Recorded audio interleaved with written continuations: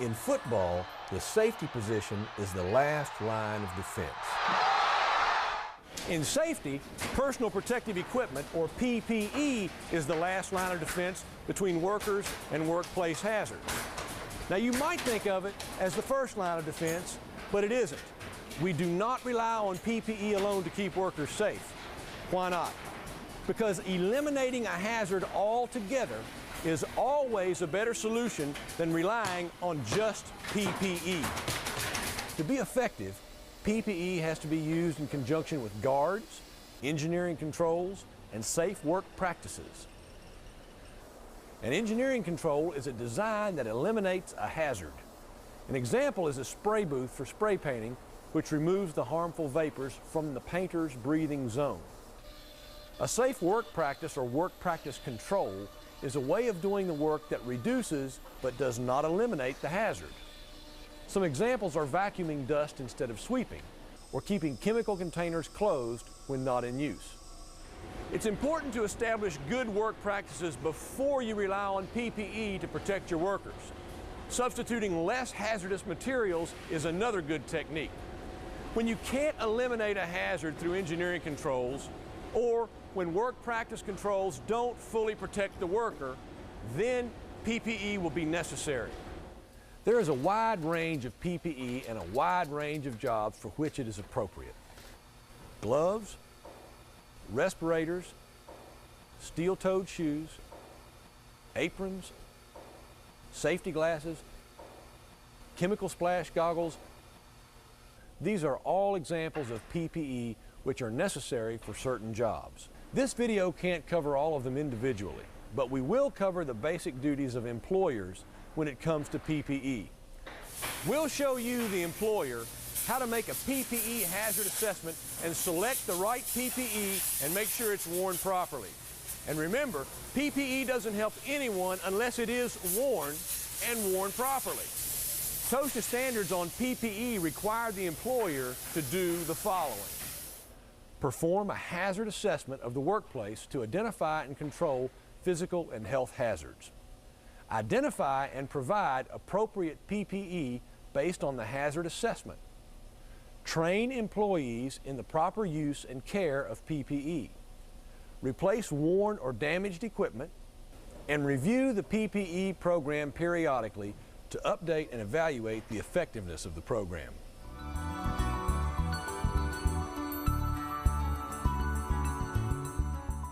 There are some general guidelines for assessing the hand, foot, head, eye, and face hazards found in an occupational setting, and for matching the PPE to the particular hazards.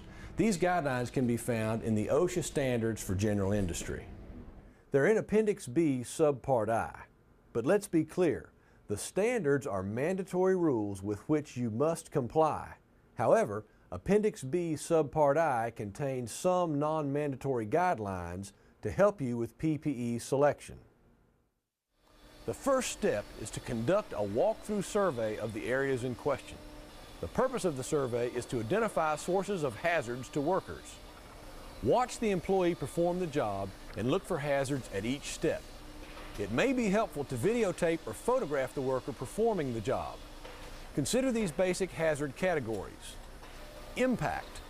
Consider sources of motion, i.e. machinery or processes where any movement of tools, machine elements, or particles could exist, or movement of personnel that could result in collision with stationary objects. Also, the potential for sources of falling objects or dropping objects. Penetration. Look for sources of sharp objects which might pierce the feet or cut the hands. Compression or rollover. There may be sources of rolling or pinching objects which could crush the feet. We concentrate on the feet because there is no PPE to prevent compression or pinching of the hands or other body parts. Chemical. Locate any employees working with any chemicals or dust. Heat. Look for sources of high temperatures that could result in burns, eye injury, or ignition of protective equipment. Light. Optical radiation. Don't forget sources of light radiation, i.e. welding, brazing, cutting, furnaces, heat treating, high intensity lights, etc. biological, sources of needle sticks or other potential for transfer of body fluids. These hazards can expose workers to serious long-term illnesses. A good survey is an exercise in detective work. Your goal is to consider not only the obvious hazards you can easily see, but also the ones that are not readily apparent. Remember, the goal is to determine if PPE could prevent injury to the employee. Here are some helpful questions to ask in your detective work. What can go wrong? How could it happen? How likely is it that the hazard will occur? What are the consequences? It's important to get the folks on the floor involved in this process. They're the experts and they have the best understanding of the job. They know what's dangerous and they know the shortcuts people take. The next step is to identify the part of the body that could be affected at each job. Eyes, face, foot, head, hands, body, hearing, lungs and respiratory system, etc. must be protected. When you do your assessment, be sure and explain to your employees that you're studying the job, not checking up on their performance. Make them part of the whole assessment process. Remember, no safety program can succeed with only one participant. Once you have the data from your walk-around, you have to estimate the potential for injuries or illnesses at each job. Review each of the 7 basic hazards we discussed to determine the type of risk involved, the level of risk, and the seriousness of the potential injury or illness from each of the hazards you found. Then you make your PPE selections. Don't forget that some employees may be exposed to several hazards at once. Here's an example of what to look for a specific job. In this job, the employee has to load the plywood into a CNC routing machine for cutting. Then remove the cut pieces and the waste, clean the sawdust from the table, and begin again. What hazards is the employee exposed to while doing this job? The noise level is above 85 decibels, so he's going to need hearing protection. Wood particles could impact the eyes, so he's going to need eye protection. What about the hands? The potential for wood splinters when handling the waste or the parts is high. He'll need hand protection. Don't forget to check your OSHA 300 logs and look for the types of injuries you've been having. This can help you prioritize what area of the facility to assess first. It might even give you some clues as to what you're going to need to correct. For example, if the grinding area has been having a lot of eye injuries, the employees may not be wearing their eye protection. Remember to look at the jobs that are only done once in a while, like the special cleaning jobs, or going into confined spaces and so forth, because those jobs will have hazards too. After you've looked at all those tasks your folks do, ask yourself, what can we do to eliminate the hazards? After you've substituted materials, replaced equipment, engineered out problems, and put administrative controls in place, and you still have hazards, then you look to PPE.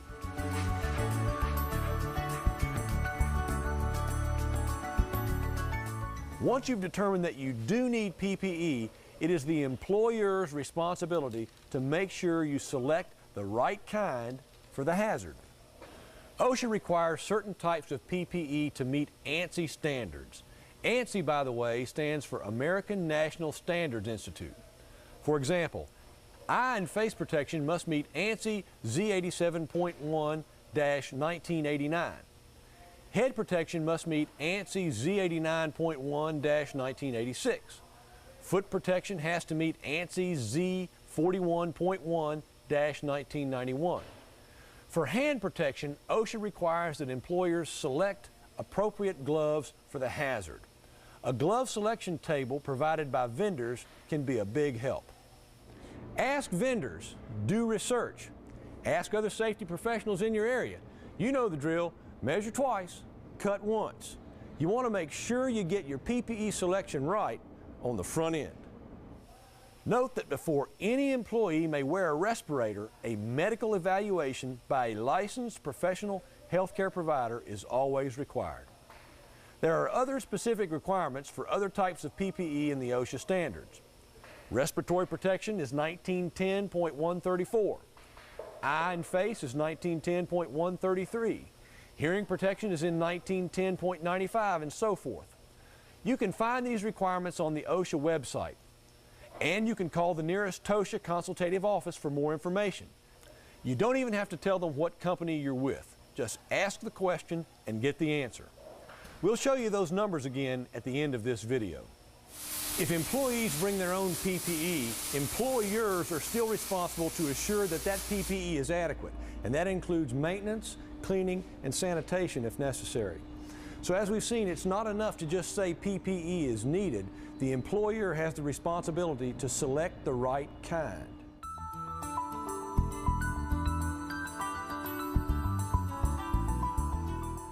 Okay, you've assessed the workplace. You've eliminated as many hazards as possible through material substitution, engineering controls, and administrative controls. And you've selected the appropriate PPE. Now, your employees have to be trained on the proper use and care of the PPE. The training must include what PPE is necessary, when to use the PPE, how to don, doff, and adjust PPE. That means put it on, take it off, and make it fit right. The limitations of the PPE, proper care of the PPE, maintenance, useful life, and disposal of PPE. This information will be in the manufacturer's literature that comes with the PPE when you purchase it. Employers have to document that PPE training has occurred by preparing a written certification that shows the name of the employee trained, the date of the training, and the subject of the training. And that document must be identified as the PPE training certification, and it must be available if a OSHA inspector asks to see it. And make sure the employees understand the training by having them demonstrate to you that they can properly wear the PPE. In other words, have them show you they can put it on, take it off, and adjust it correctly.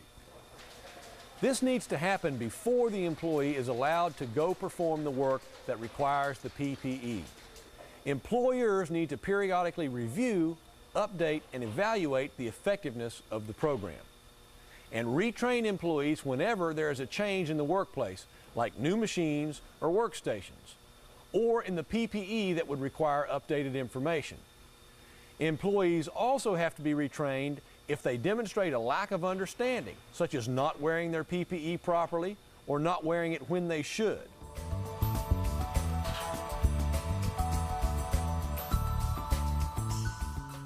Employers are required to maintain PPE and replace worn or damaged PPE. How do employers know when something is worn out? Check it, audit, evaluate, ask around. Make sure the employees know to turn in damaged or worn out PPE. That's where the training comes in. Train them so they know what to look for. Get everyone involved.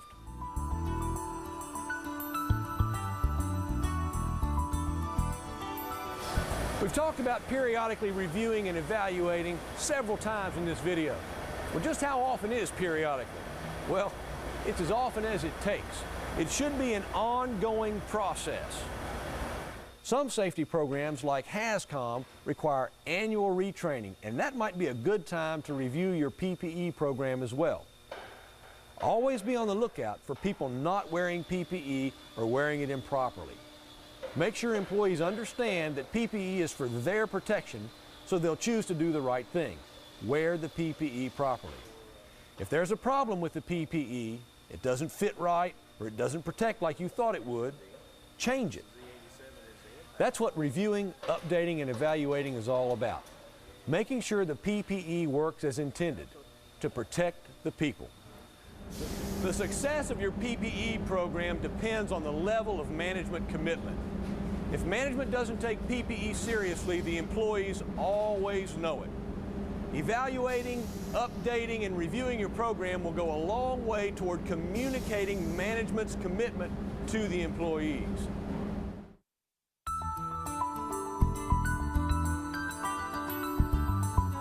In the last few years, many Tennessee companies have been cited by OSHA for not having written certification of their PPE hazard assessments. So make sure you've done the work and have the certification on hand. OSHA says your written certification must include the following: the identity of the workplace you evaluated, the name of the person who did the assessment, the date the assessment was done, and the document has to be identified as the PPE Hazard Assessment Certification. So let's review the employer's PPE responsibilities. Employers need to perform a PPE hazard assessment. You use that assessment to identify and provide the proper PPE. Train your employees on proper use and care of PPE. Replace worn or damaged PPE, and review the program periodically. And remember, you must have written certification of your PPE hazard assessment available if an inspector asks. Remember, we don't rely on PPE alone to keep our employees safe. Minimizing or eliminating the hazard is always the first line of defense. PPE, that's the last line of defense between injury and illness in the workplace. So let's eliminate those hazards before they have a chance to do us any harm.